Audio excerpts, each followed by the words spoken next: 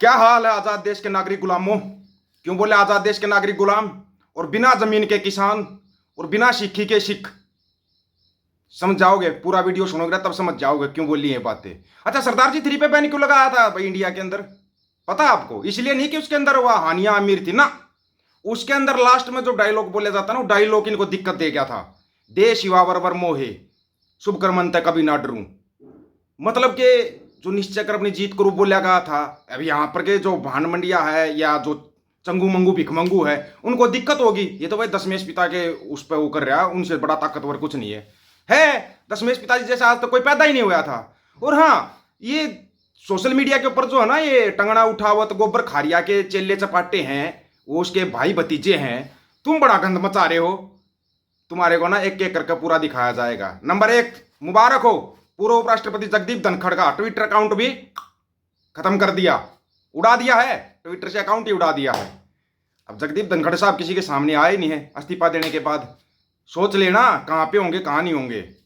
Number 2 बात, ये जो बांग्लादेश को तो आप जानते ही होंगे, बांग्लादेश की शेख हसीना को भी जानते होंगे आप, हैं? मुबारक हो, शेख हसीना की पार्टी ने दिल्ली और कोलकाता में दफ्तर खोल दिया।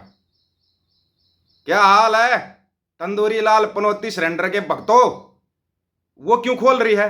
उसके बाद अब आप ध्यान से सुन लेना। After witnesses the recent developments, international sources are warning Indian Sikh of possible threats in the upcoming years. India may attempt to sponsor a state-sponsored Sikh genocide again. Indian Sikh are accepted to stay alerted and prepared for difficult times and situation. Become a real Khalsa warrior and wear kirpan. समझ गया? नहीं समझे ये बता दो पहले तो। नहीं समझे हो तो सुन लो। हाल के जो घटनाक्रम देखने में आए ना, अंतर्राष्ट्रीय सूत्र भारतीय सिखों को आने वाले वर्षों में संभावित खतरों के प्रति आगाह कर रहे हैं। भारत फिर से राज्य प्रायोजित सिख नरसंहार को प्रायोजित करने का प्रयास कर सकता है। भारतीय सिखों से अपेक्षा की जाती कि सतर्क रहे और कठिन समय और परिस्थितियों के लिए तैयार रहे, एक सच्चे खालसा योद्धा बने और कृपाण धारण करें। मनीषा के दादाजी का नाम बताओ, जो मनीषा कांड होया है हरियाणा के अंदर, उसके दादाजी का नाम पता आपको? सरदार, आगे आप नाम देखो जाके, उसके उसके दादाजी का नाम पढ़ो एक बार जाके, क्यों ये सब होया है। और फिर भी कुछ सिखों को समझ में नहीं आता, लगे हुए हैं चाटुकारिता करने में। आने वाले समय में देख लेना आपको क्या होने वाला है आपके साथ। अब आते हैं भाई तुम्हारी बुआ जी है जो टंगना उठावत है और गोबर खारिया। पहले अपनी बुआ जी का सुनो। ये तुम्हारी बुआ जी कितनी झूठ बोलती है, हम इनके झूठ को उजागर करते रहेंगे। ये लोग डरा सकते हैं, ये 377 वाले सोशल मीडिया पर गंद प्रचार कर सकते हैं, लेकिन तुम्हारी गंदगी को ना सबके सामने लेके आएंगे। एक बार तो ये टंगना उठावत क्या बोल रही है वो सुनो आप, उसके बाद इसकी सच्चाई बताते हैं।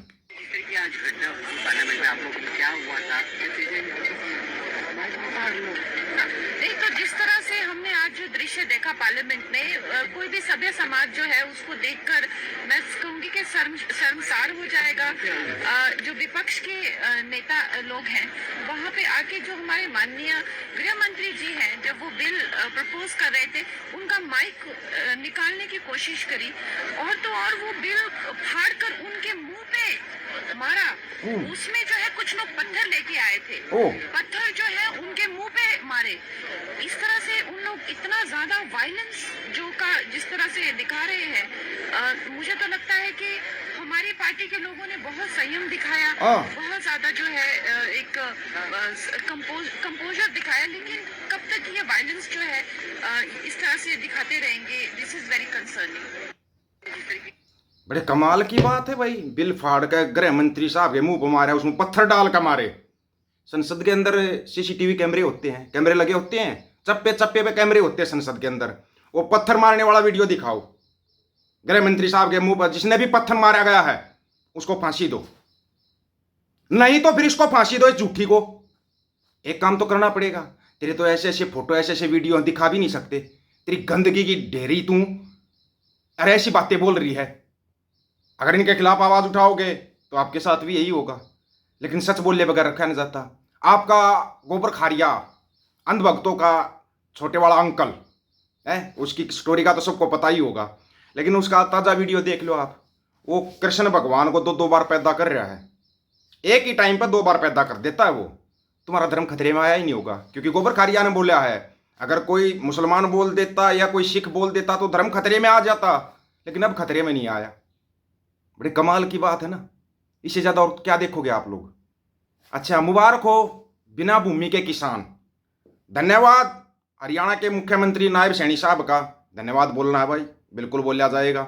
सैनी साहब ने जो घोषणा की है वो घोषणा सबके लिए बड़ी अच्छी है, बहुत बढ़िया। अगरोहा में बसाई जाएगी अग्रसेन ग्लोबल सिटी, 5 लाख एकड़ से ज्यादा होगा एरिया। अच्छा, नंबर किस किस का पड़ा? हिसार, बरवाड़ा, भुन्ना, फतेहाबाद, भटमंडी, आदमपुर और शीशवाड़ गांव तक के इलाके होंगे शामिल। बहुत बहुत धन्यवाद सैनी साहब, ये बिना भूमि के किसान बहुत अच्छे रहेंगे। इनकी जमीन को खरीद लो, बिना भूमि के किसान बना दो, ताकि ये आपका विरोध ना कर सके, कुछ ना कर सके।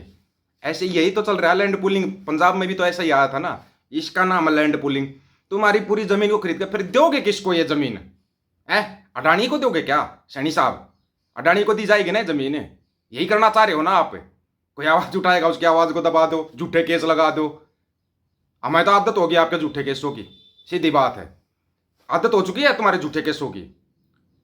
तुम्हारे को सच्चाई से बड़ा डर लगता है, इन सरकारों को सच्चाई से बहुत डर लगता है। चलो और कोई केस बनाओगे। और ये जो 377 वाले सोशल मीडिया पर गंद मचा रहे हैं ना, मनीषा के नाम पर जो भी कर रहे हैं, छोड़ दो इन चीजों को, गंद भगतो छोड़ दो। हद होगी तुम्हारी गुलामी की। सरेआम तुम ये दिखा रहे हो कि हाँ हम हैं सबसे बड़े गुलाम। चाट चाट के तुमने तलवे लाल बना दिए इन सरकारों के। इतना मत चाटो, इतने बड़े चाटुकार मत बनो। भानमंडिया तो है ही, भानमंडिया को तो आज तक ये समझ में नहीं आ रही 17 अगस्त को क्या हुआ था और 31 अगस्त को क्या होने वाला है। भानमंडिया को अभी तक समझ में नहीं आ रहा है। जो ये एक नंबर एक चीज, जब तक भानमंडिया देखोगे तब तक आपकी समझ में कुछ भी नहीं आएगा, कुछ भी नहीं आएगा। भानमंडिया देखना छोड़ दो, सब कुछ समझ में आ जाएगा। फिर कुछ एक जो पगों में सिर फंसाए हुए हैं, ओ तुम्हारा कोई बीटा टीटा सीटू साइकिल चोर, डॉलर चोर है, गोलक चोर, ये फिर बकवास करनी शुरू कर देते हैं। इनकी बकवास से देखते रहो, फिर उस पर जाकर कमेंट करते रहो, उल्टे सीधे कमेंट करते रहो। क्या फायदा है ये उल्टे सीधे कमेंट होगा? फायदा क्या है? आप पूरा वीडियो सुनते नहीं, बस थोड़ा सा सुना, या आप टाइटल देखते हो। टाइटल क्या है? टाइटल देखते हो और बस अपना काम बनता, बाढ़ में जाए जनता, उसको तुम भाग भाग के देखने जाते हो। कोई सिखों के खिलाफ बोल रहा है, कोई मुसलमानों के खिलाफ बोल रहा है, कोई जाटों के खिलाफ बोल रहा है, उस पर जाकर कमेंट करके बहसबाजी करते हो। क्या फायदा उन चीजों का? या तो खुद आवाज बनो, आवाज उठाओ भाई अपनी। और हो सकता है 31 अगस्त से पहले तुम कोई इनाम ले लो, या कोई बड़ी बात नहीं है, कोई सोच रहे बड़ी बात है ना, 31 अगस्त से पहले कोई मिल सकता तुम्हारे को इनाम। तुम्हारी चाल इस टाइप की है, ये चाल छोड़ दो, तुम फायदे में रहोगे। बड़ा कमाल कर दिया भाई, मतलब कि सरेआम दिखा दिया गया कि तुम गुलाम थे, गुलाम हो और गुलाम ही रहोगे। पहले मानसिक गुलाम थे, अब मानसिक गुलाम हो। पहले शारीरिक गुलाम थे, शारीरिक गुलामी से आज़ादी मिल जाती, मानसिक गुलामी से कभी आज़ादी नहीं मिलती, इस बात को याद रख लेना। और शरीर का मरना मौत नहीं, जमीर का मरना मौत होता है। वाहेगुरु अकाल पुरख से अरदास में सब कुछ मांगते हो, लेकिन कभी शहादत नहीं मांगते। इसलिए ना बिना सीखी के सीखो, याद रखना इन बातों को। आप लोगों की क्या राय इसके बारे में? आप अपनी राय रख सकते हो, आपकी राय का इंतजार रहेगा। सभी साथियों को राम राम, नमस्कार, आदाब, सत श्री अकाल। वीडियो को ज्यादा से ज्यादा शेयर, चैनल को सब्सक्राइब और बेल आइकन को जरूर दबाना दोस्तों। ऑफिशियल दीपक फौजी यूट्यूब चैनल, बात हक और सच की करेंगे, हक सच की बात हम करेंगे। वीडियो को शेयर करने की जिम्मेदारी आप लोगों की है। गज के आखो, वाहेगुरु जी का खालसा, वाहेगुरु जी की फतेह।